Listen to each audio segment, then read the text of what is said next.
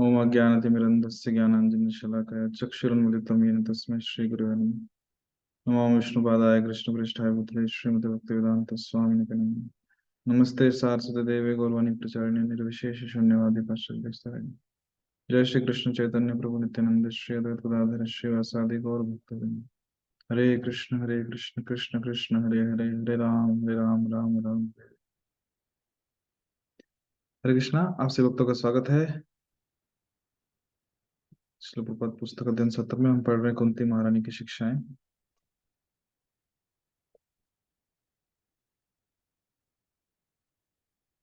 तो आज हम पांचवी प्रार्थना पढ़ेंगे।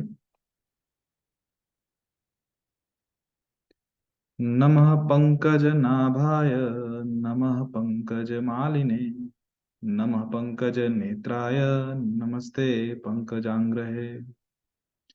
जिनके उदर के मध्य में कमल पुष्प के सदृश गर्त हैं, जो सदैव कमल पुष्प की माला धारण करते हैं, जिनकी चितवन कमल पुष्प के समान शीतल है और जिनके चरणों अर्थात तलवों में कमल अंकित है, ऐसे भगवान को मैं सादर नमस्कार करती हूँ। तात्पर्य श्रील प्रभुपाद जी द्वारा, भगवान के दिव्य शरीर में कुछ विशिष्ट चिन्ह होते हैं जिनसे उनका शरीर अन्य व्यक्तियों के शरीर से भिन्न लगता है। ये भगवान के शरीर के विशिष्ट चिन्ह हैं। भले ही भगवान हम जैसे प्रतीत हों, लेकिन वे अपने शारीरिक लक्षणों के कारण सर्वदा भिन्न रहते हैं। श्रीमती कुंती अपने आप को भगवान का दर्शन कर पाने में अक्षम मानती हैं, क्योंकि वे स्त्री हैं। ऐसा माना जाता है कि स्त्रियां शूद्र अर्थात श्रमिक वर्ग तथा द्विज बंधु, तीनों द्विजातियों की दुष्ट संतानें, परम सत्य के नाम, यश, लक्षण, रूप आदि से संबंधित दिव्य विषय को समझ पाने में अक्षम होते हैं। यद्यपि ऐसे व्यक्ति भगवान की लीलाओं को समझ पाने में अक्षम होते हैं, अक्षम अर्थात सक्षम नहीं होते, तो भी वे भगवान को अर्च विग्रह के रूप में देख सकते हैं, जो उपयुक्त स्त्रियों, शूद्रों तथा द्विज बंधुओं, समस्त पतित आत्माओं पर दया करने के उद्देश्य से भौतिक जगत में अवतार ग्रहण करते हैं। चूंकि ऐसे लोग पदार्थ से परे कुछ भी नहीं देख पाते, अतः भगवान गर्भोदक्षाय विष्णु के रूप में असंख्य ब्रह्मांडों में प्रविष्ट होने को तत्पर हुए, जिनके दिव्य उदर के मध्य के कमलवत गड्ढे अर्थात नाभि से कमल नाल फूटती है, और इस ब्रह्मांड के प्रथम जीव ब्रह्मा का जन्म होता है। इसलिए भगवान को पंकज नाभि कहा जाता है। ये पंकज नाभि भगवान अनेक तत्वों से बने अर्चा विग्रह के रूप को स्वीकार करते हैं, तथा मानसिक रूप, काष्ठ का रूप, पार्थिव रूप, धातु रूप, रत्न रूप, रंग रूप, बालुका रूप, भगवान के इन सारे रूपों को कमल की मालाओं से सजाया जाता है। पूजा मंदिर में ऐसा शांतिमय वातावरण होना चाहिए जिससे भौतिक कार्यों में निरंतर लगे रहने वाले अभक्तगण उस ओर आकृष्ट हों। ध्यानी लोग मन के भीतर पूजा करते हैं, अतः भगवान स्त्रियों, शूद्रों तथा द्विज बंधुओं पर भी दयालु होते हैं, बशर्ते कि वे पूजा मंदिरों में जाना स्वीकार करें। ऐसे मंदिर जाने वाले मूर्ति पूजक नहीं होते। जैसा कि कुछ अल्पज्ञ कहते हैं, बड़े बड़े आचार्यों ने अल्पज्ञों ने बड़े बड़े आचार्यों ने अल्पज्ञों पर दया दिखाने के लिए सर्वत्र ऐसे पूजा मंदिरों की स्थापना की है। अतः किसी को यह दिखावा नहीं करना चाहिए कि उससे मंदिर की अवस्था पार कर ली है, कि उसने मंदिर की अवस्था पार कर ली है, जबकि वो वास्तव में शूद्रों तथा स्त्रियों या उनसे भी निम्न श्रेणी में होता है। मनुष्य को चाहिए कि भगवान का दर्शन कर उनके चरण कमलों से प्रारंभ करके क्रमशः जांघों, कमर, वक्षस्थल तथा मुख तक पहुंचे। यहाँ पे प्रणाली दी है कि भगवान के दर्शन कैसे करने चाहिए, नीचे से ऊपर की तरफ, चरणों से लेकर ऊपर ऊपर ऊपर। उसे भगवान के चरण कमलों के दर्शन का अभ्यास किए बिना भगवान के मुख का दर्शन करने का प्रयत्न नहीं करना चाहिए। भगवान की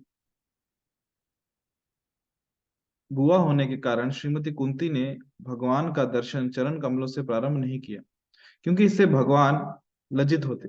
अतः इस स्थिति से बचने के लिए उन्होंने भगवान के चरण कमलों के ऊपर के भाग अर्थात कमर से धीरे धीरे ऊपर की ओर उठते हुए मुख का और फिर चरण कमलों का दर्शन किया, क्योंकि क्योंकि गोले में प्रत्येक वस्तु क्रम से आती है। कमल फूल को देखने पर तुरंत ही कृष्ण का स्मरण हो सकता है। उदाहरणार्थ, यदि कोई अपने बच्चे को प्यार करता है और उसके कपड़े या जूते या फिर किसी खिलौने को देखता है तो उसे तुरंत उसे अपने बच्चे का स्मरण हो आता है। अरे, ये मेरे शिशु के जूते हैं, ये उसके खिलौने हैं, ये उसका कपड़ा है। प्रेम का यही स्वभाव है। अतः यदि कोई ईश्वर अर्थात कृष्ण से प्रेम करता है तो वो उनका सदैव स्मरण कर सकता है। कृष्ण को स्मरण करना कठिन नहीं है। यहाँ पर कुंती देवी कृष्ण का वर्णन कमल पुष्पों के संदर्भ में कर रही हैं। इसी तरह जब कृष्ण भगवत गीता में अपना वर्णन स्वयं करते हैं गीता में, तो वे कहते हैं, रसोम अप्सु कौन्तेय, मैं तरल पदार्थों का स्वाद हूँ। यदि कोई सुरापान करते हुए भी सोचता है, सुरापान अर्थात शराब मदिरा, यदि कोई सुरापान अर्थात यदि कोई सुरापान करते हुए भी सोचता है कि इस पेय का स्वाद इस पेय का स्वाद कृष्ण है, तो एक ना एक दिन वो महान संत बन जाएगा। इसलिए शिल प्रभुपाद जी कह रहे हैं, इसलिए मैं शराबियों तक को कृष्ण भावना भावित होने के लिए अनुरोध कर सकता हूँ। अन्यों की जाने दे, क्योंकि कृष्ण कहते हैं, रसोम अप्सु कौन्तेय, मैं पेयों का स्वाद हूँ। सामान्यतः इस संदर्भ में पेय का अर्थ जल लिया जाता है, किंतु शराब भी पेय है। इसमें चीनी तथा शीरा और अन्य मेल को सड़ाकर आसव बना लिया जाता है। हाँ, ये बुरा होता है क्योंकि नशा लाता है।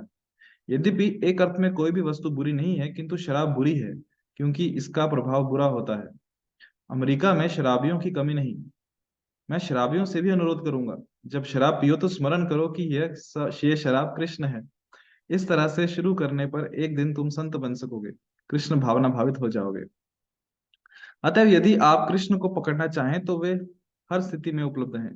भगवद गीता में कृष्ण कहते हैं, तेषां सतत युक्तानां भजतां प्रीति पूर्वकम ददामि बुद्धि योगम तम येन माम उपयान्ति ते।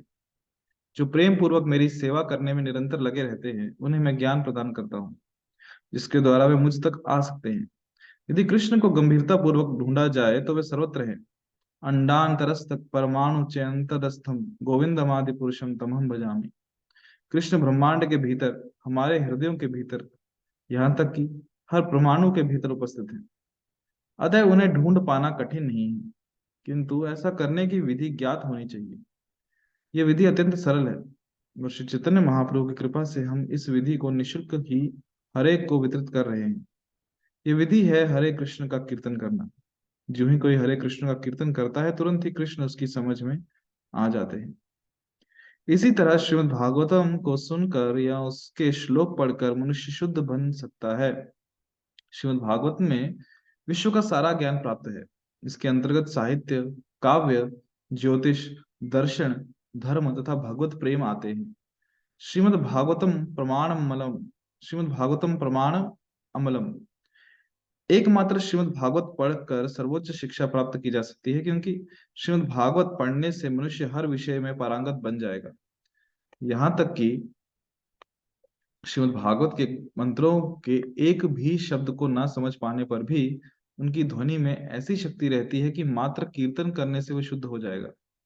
शृणुताम स्वकथा कृष्ण पुण्य श्रवण कीर्तन। जो भी श्रीमद् भागवत के श्लोकों का उच्चारण करता है या सुनता है, वह स्वतः पवित्र बन जाता है। पवित्र बनने के लिए सामान्यतया पर्याप्त प्रयास करना होता है, किंतु मनुष्य श्रीमद् भागवत या भगवत गीता के श्लोकों को सुनकर ही स्वतः पवित्र बन जाता है।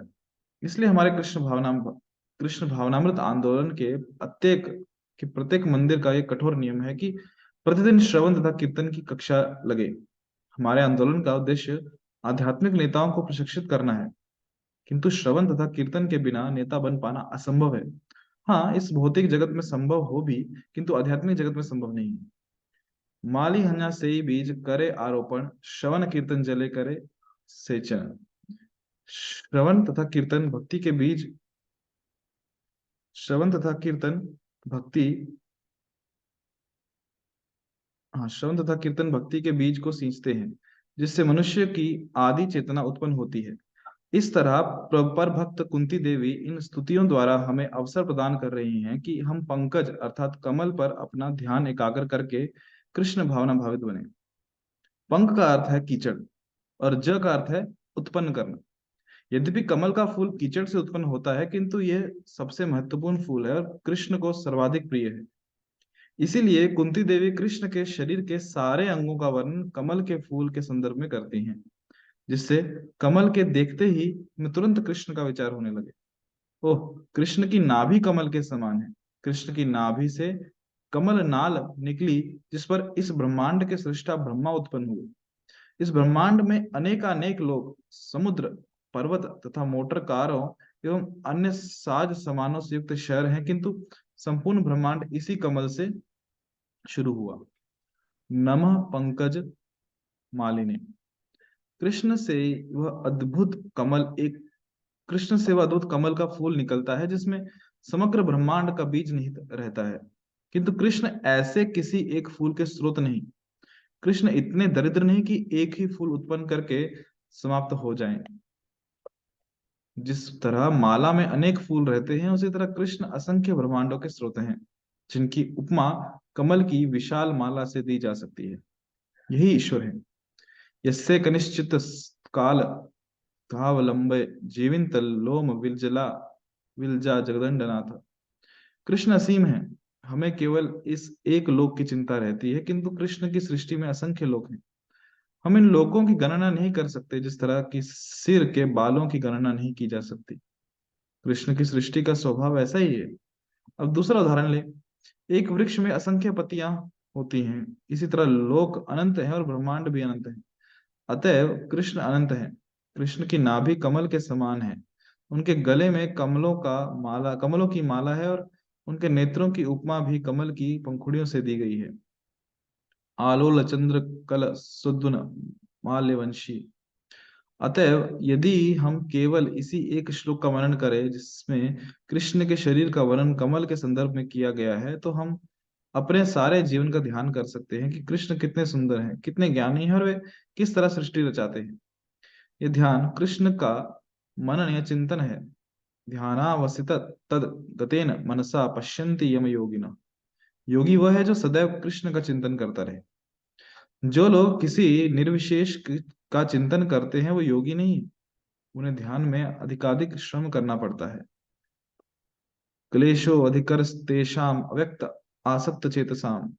किंतु उन्हें कुछ महत्वपूर्ण उपलब्धि नहीं होती। अतः ध्यान के बाद वे कहते हैं, मुझे एक सिगरेट दीजिए, मेरा गला सूख रहा है, मुझे एक सिगरेट दीजिए। ये कोई ध्यान नहीं। ध्यान का अर्थ है निरंतर कृष्ण चिंतन, सततम चिंतयन्तो माम, तथा दृढ़व्रता के साथ कृष्ण भावनामृत दृढ़ व्रत के साथ कृष्ण भावनामृत की ओर अग्रसर होने का प्रयास। ये तंतश्च दृढ़व्रता। हमें पवित्र बनना होगा। हमें पवित्र बनना होगा। परम ब्रह्म परम धाम पवित्रम परमम भवान। चूंकि कृष्ण पवित्र हैं, अतः अशुद्ध रहकर हम कृष्ण तक नहीं पहुंच सकते। किंतु यदि हम सदैव कृष्ण का चिंतन और ध्यान करें, तो हम पवित्र हो सकेंगे। पुण्य श्रवण कीर्तन। पर यह ध्यान श्रवण तथा कीर्तन द्वारा ही संभव है, और तब कृष्ण का चिंतन स्वतः होने लगेगा। कृष्ण भावनामृत की यही विधि है। श्रवणम कीर्तनम विष्णु स्मरणम। स्मरण का अर्थ है स्मरण करना। यदि हम श्रवण तथा कीर्तन करें, तो स्मरण।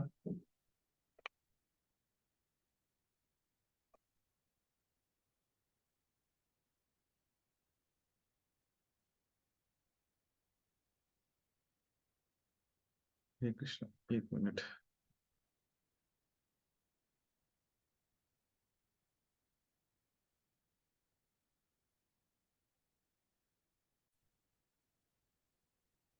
यदि हम श्रवण तथा कीर्तन करें, तो स्मरण अपने आप होने लगेगा, और तब हम कृष्ण के चरण कमलों की पूजा अर्थात सेवनम में लग सकेंगे। तब हम मंदिर पूजा अर्थात अर्चनम एवं स्तवन अर्थात वंदनम में अपने को लगा सकेंगे। तब हम अपने को कृष्ण के सेवक के रूप में अर्थात दास्यम लगा सकेंगे। कृष्ण के मित्र बन सकेंगे, और हर वस्तु कृष्ण को अर्पित कर सकेंगे, यानी कि आत्मनिवेदन। कृष्ण भावनामृत की यही विधि है। हरे कृष्ण।